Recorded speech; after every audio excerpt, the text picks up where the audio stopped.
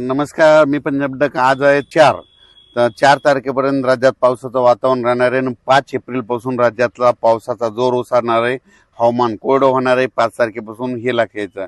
मग राज्यात सांगायचं झालं तर मग आज सातारा जिल्हा, पुणे जिल्हा, अहिल्यानगर, नाशिक जिल्हा, धुळे, नंदुरबार, त्याच्यानंतर जळगाव जिल्हा, त्याच्यानंतर संभाजीनगर, बीड जिल्हा, लातूर जिल्हा, धाराशिव जिल्हा, परभणी जिल्हा, जालना जिल्हा, बुलढाणा जिल्हा, अकोला, अमरावती, वर्धा, नागपूर, भंडारा, गोंदिया, चंद्रपूर, यवतमाळ, गडचिरोली, वाशिम, हिंगोली, नांदेड ह्या परिसरामध्ये आज देखील पाऊस पडणार आहे.